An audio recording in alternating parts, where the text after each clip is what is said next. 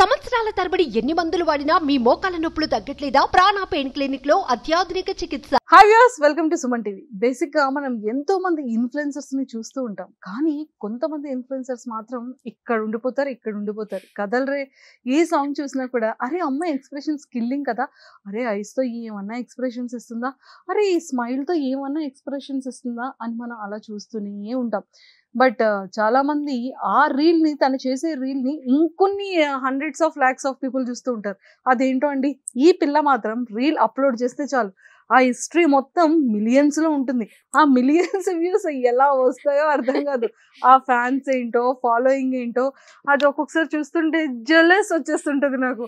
అరే ఇంతమందిని ఇంటర్వ్యూ చేస్తున్నాం, ఇన్ని వీడియోస్ అయినా సరే మావి కూడా ఇలాగా మిలియన్స్ లో వెళ్ళొచ్చు కదా అనిపిస్తుంటుంది. బట్ ఈ రోజు నా దగ్గర ఉన్న ఈ బ్యూటిఫుల్ ఎక్స్ప్రెషన్స్ క్వీన్ అయితే మాత్రం మమత. సో ఆల్మోస్ట్ మీ అందరికీ తెలిసిపోతుంది కదా. హాయ్ అండి, నేను మీ మమతా నీత అంటూ ఉంటుంది. సో మరి ఆ మమతా నీతతో మాట్లాడి అసలు చాలా విషయాలు తెలుసుకుందాం. Hi, hello, welcome to Suman TV expression queen. Thank you so much. కాదురా, అసలు ఏంటి ఎక్స్ప్రెషన్స్ తో అందరినీ చంపేస్తున్నావా? ఆ ఎక్స్ప్రెషన్స్ ఏంటి, ఆ వీడియోస్ ఏంటి? నాకు అన్నిటికన్నా ఫస్ట్ నువ్వు వీడియో అప్లోడ్ చేస్తున్నావు కదా, విత్ ఇన్ 1 or 2 days లో 1.6 million, 2.7 million, 8.10 million, సారీ 8.10 అసలు ఎలా వెళ్తున్నాయి చెప్పవా? నాకే తెలియదు, నేను కూడా షాక్ అయిపోయినా. అంటే నా ఫస్ట్ రీల్ వైరల్ అయినప్పుడు. నీ ఫస్ట్ ఏ రీల్ వైరల్ అయింది? అంటే రీసెంట్ గా ఫ్లోక్ సాంగ్ ఒకటి. ఏదో ఒక్కసారి ఒక ఫ్యూ లైన్స్ చెప్పు సాంగ్. అది విత్ ఇన్ 2 hours లోనే 1 million వచ్చింది. 1 million వచ్చింది దానికి. సరే, వీటన్నిటికన్నా ముందు నీ ప్రాపర్ ఏంటి, ఫ్యామిలీ బ్యాక్గ్రౌండ్ ఏంటి, నువ్వు ఏం చదువుకున్నావు, ఏ ఊరు మంది? ప్రాపర్ వచ్చేసి వరంగల్, అంటే జనగాం. చాలా మందికి జనగాం తెలియదు కాబట్టి వరంగల్ అని చెప్తాను. అండ్ మమ్మీ, నేను, అన్నయ్య ఉంటాం ఇంట్లో. మమ్మీ వచ్చేసి గవర్నమెంట్ హాస్పిటల్లో నర్స్. అన్నయ్య వచ్చేసి అన్నయ్య ఎడ్యుకేషన్ మొత్తం అయిపోయింది, he's into business side. And నేను, నా డిగ్రీ అయిపోయింది. డిగ్రీ సెకండ్ ఇయర్ నుంచి నేను వర్కింగ్. అంటే డిగ్రీ సెకండ్ ఇయర్ లోనే ప్లేస్మెంట్ వచ్చింది నాకు. అది కూడా అంటే ఎడ్యుకేషన్ మొత్తం వరంగల్లో. సో అక్కడ డిగ్రీ సెకండ్ ఇయర్ లో జాబ్ ప్లేస్మెంట్ వస్తే హైదరాబాద్ షిఫ్ట్ అయిపోయి మైండ్ స్పేస్ లో వర్క్ చేస్తుండే. అక్కడ 1 year చేసిన తర్వాత అక్కడ నుంచి మళ్ళీ వేరే, అంటే నా డిగ్రీ చేసుకుంటూనే జాబ్ చేశాను. డిగ్రీ అయిపోయింది, జాబ్ ఇక్కడ నుంచి వేరే దగ్గరికి షిఫ్ట్ అయ్యాను మళ్ళీ. సో అండ్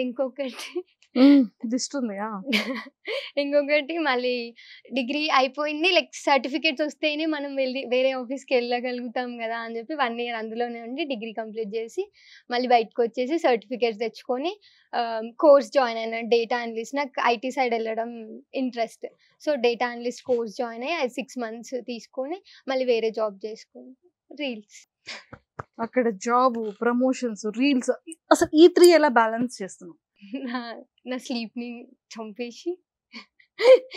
అరే ప్లీజ్ రా, ఏం చేసినా పర్లేదు కానీ ఫుడ్, స్లీప్ ని మాత్రం చంపేసావు అనుకో, ఫుడ్ అసలు ఇష్ట పెట్టాను.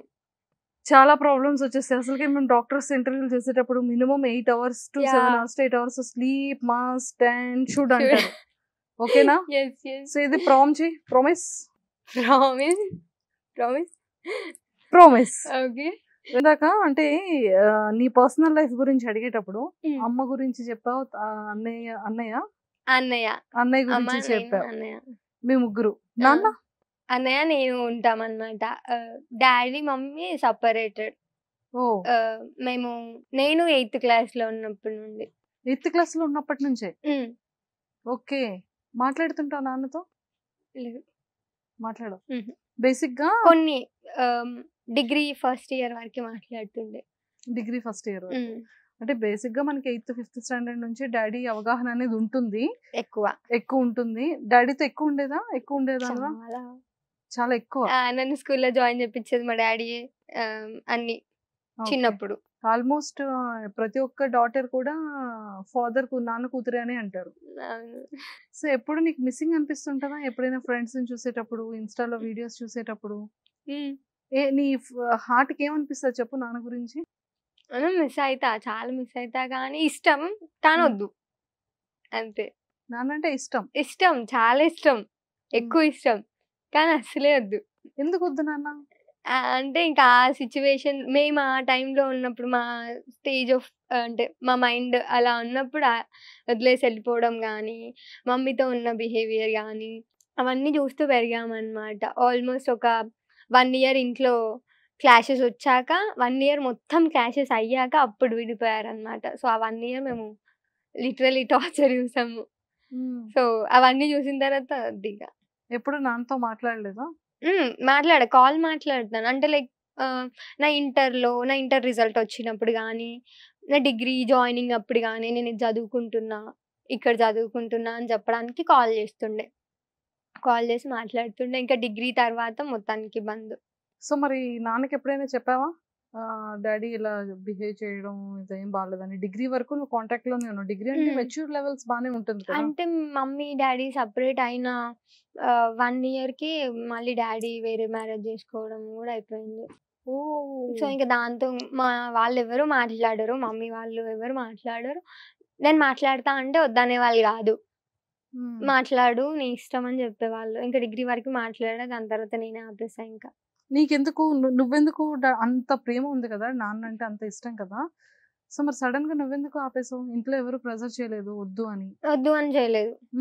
మరి నీకే ఎందుకు అంత హర్టింగ్ అనిపించింది? అంటే మా మమ్మీ అంత కష్టపడి మమ్మల్ని అంటే అన్ని స్టడీ గానీ, ఫుడ్ గానీ దీనికి అస్సలు తక్కువ చేయదు ఇంకా. ఫుల్ అంటే ఇక్కడ ఇప్పుడు ఇద్దరు మమ్మీ, డాడీ ఉన్న ఇద్దరు పేరెంట్స్ ఉంటారుగా.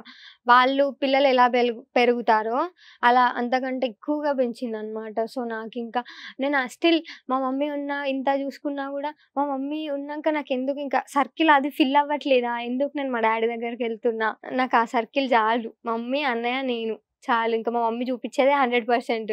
అందులోనే మదర్ లవ్ ఉంది. అందులోనే ఫాదర్ లవ్ ఉంది అని చెప్పేసి ఇంకా మా మమ్మీ చెప్పేది కాదు గానీ బాధపడేదేమో మేబీ నేను మాట్లాడుతుంటే. ఇంకెక్కడో తక్కువైంది కాబట్టే మాట్లాడుతుంది అని ఫీల్ అవుతది గదా మమ్మీ. సో, నాకట్లా ఇన్నర్‌గా గూడా బాధ పెట్టాలని అస్సలు లేదు. అవునా? సో అప్పటి నుంచి ఇంకా నాన్నంటే ఇష్టం. ఇప్పటికి తలుచుకొని ఏడుస్తా గూడా. అవునా? ఏడుస్తా. మాట్లాడాలనిపిస్తది గానీ వద్దు. వద్దు. అసలే వద్దు. అంటే ఎప్పుడు తలుచుకుంటా ఎందుకు నాన్న గుర్తొస్తుంటారు? ఇప్పుడు నా సర్కిల్‌లో ఉన్న ఫ్రెండ్స్ అందరికి ఆబ్వియస్‌లీ అమ్మాయి అంటే ఫాదర్ కనెక్షనే ఉంటది. మదర్‌ది చాలా తక్కువుంటది. సో, వాళ్ళ ఫాదర్‌తో కాల్ మాట్లాడడం గానీ, కనీసం నా ఫోన్‌లో కాంటాక్ట్ గూడా ఏ నంబర్ అయినా కాంటాక్టే ఉండదు. డాడీ అని, నాన్న అని. సో, నా ఫ్రెండ్స్‌కి ఎవరైనా కాల్ వచ్చినా, వాళ్ళు కాల్ మాట్లాడుతున్నా, లైక్ ఆఫీస్‌లో ఇలా అయిందని చెప్తున్నా వాళ్ళ ఫాదర్ తోటి. కొంచెం ఆగం అయిపోతా ఇంక నేను.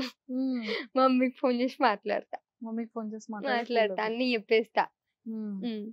సెట్ అయిపోతా. సో మమ్మీ అంటే చాలా ఇష్టం. మమ్మీ గురించి చెప్పు. ఎవ్రీథింగ్ అంటా నేనైతే. ఎవ్రీథింగ్.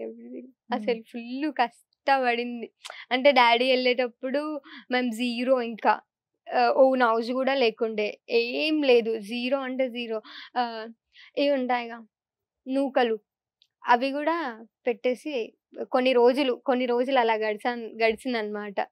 సో, తర్వాత మమ్మీ జాబ్ చేయడము, అందులో వచ్చినయి కొన్ని చిట్టీలు కట్టుకుంటా, మార్క్స్ సెట్ చేసుకుంటా. ఇప్పుడు మమ్మీ ఆల్మోస్ట్ ఇంకా డాడీ ఎళ్ళేటప్పుడు బంగారం గూడా తీసుకొని వెళ్ళిపోయాడనమాట. గోల్డ్. మమ్మీది అది ఉంటదిగా తాడు. సో, అవి గూడా తీసుకొని వెళ్ళిపోయాడు. ఇంకా మమ్మీ ఇప్పుడు ఆల్ సెట్. ఇంకా మమ్మీ ఒక్కొక్కటి అన్నీ సంపాదించుకుంది. ప్లస్ మమ్మల్ని చదివించింది. ఇప్పుడు ఓన్ హౌస్ కట్టింది మమ్మీయే. మమ్మీ ఓన్‌గానే. మళ్ళీ చూసుకుంటే వెనక్కి ఉంది. అలా బాగున్నాం. అలా ఉంది. సో, అంతా మమ్మీ వల్లే. ఓపిక. చాలా ఏడ్చింది మమ్మీ గూడా. అంటే లైక్ రిలేటివ్స్ ఎవ్వరు మాట్లాడలేదు కొన్ని డేస్ వరకి. అంటే మమ్మీ తీసుకున్న డిసిషన్‌కి ఎవరు మాట్లాడలేదు. మేము ఒక 1 ఇయర్ అసలు పండగలు చేసుకోలేదు. లిటరల్లీ. ఏం పండుగలు చేసుకోలేదు. ఆ 1 ఇయర్. డాడీ ఎళ్ళిపోయినాక 1 ఇయర్ వరకి ఏం పండుగలు చేసుకోలేదు. ఎవరు రాలేదు ఇంటికి. మమ్మీ వాళ్ళ సిస్టర్స్ ఉంటారు. సో, వాళ్ళు చెప్పారు మమ్మీకి వద్దు అని చెప్పారు గానీ, మమ్మీకి తెలుసు గదా ఎలా ఉంటుంది ఇంట్లో, ఎన్ని అవుతున్నాయి అని మమ్మీకి ఒక్కదానికే తెలుసు. మాకు తెలుసు. మేము చెప్పేవాళ్ళం గాదు బయట ఎవరికీ. Worst situation. అంటే బాబోయ్! లైఫ్‌లో మ్యారేజ్ చేసుకుంటే ఇలాంటి సిచ్యువేషన్ ఫేస్ చేయకూడదు ఖచ్చితంగా ఒక డెసిషన్ అయితే నువ్వు తీసుకుంటావు కదా. ఈజీగా ఇప్పుడు నువ్వు ఒక లైఫ్ పార్ట్నర్ ని చూస్ చేసుకోవాలన్నా చేయాలన్నా నీకు ఫస్ట్ గుర్తొచ్చేది ఇది ఉండకూడదు అని తనకి చెప్పాలనుకుంటే ఏం చెప్తావు? గొడవలు. అమ్మో! నాకు చాలా భయం. చాలా అంటే ఇప్పుడు నేను ఆలోచిస్తే పెళ్లి గురించి ఆలోచిస్తే అదే వస్తది ఫస్ట్ నా మైండ్‌ల గొడవలు.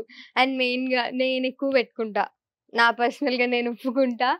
నా ఫ్రెండ్స్‌తో అయినా, మమ్మీతో అయినా. మమ్మీ ఇష్టమే అలా అని నేను స్వీట్‌గా మాట్లాడా మమ్మీతోటి.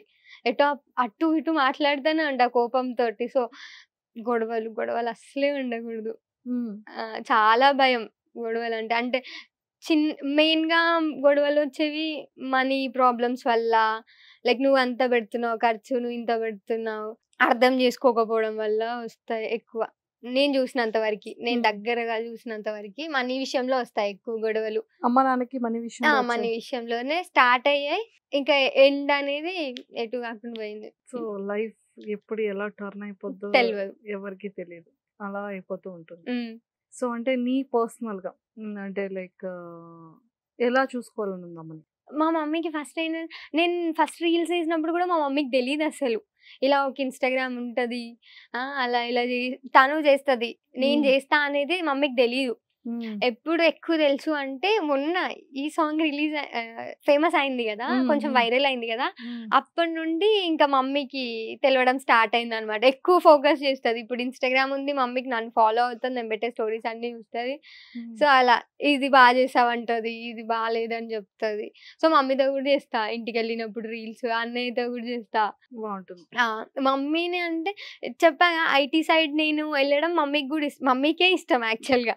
నేను ఐటీ సైడ్ వెళ్ళడం మమ్మీకి ఇట్లా నేను చదివించా, ఒక సాఫ్ట్వేర్ అయ్యింది అనేది ఇష్టం మమ్మీకి. సో నాకు కూడా చెప్పుకోవడం ఎలా అంటే ఇండస్ట్రీలో ఉన్నాను అనేది ఒకలా ఉంటుంది, సాఫ్ట్వేర్ జాబ్ చేస్తున్నా అనేది ఒకలా ఉంటుంది కదా. ఎక్సలెంట్.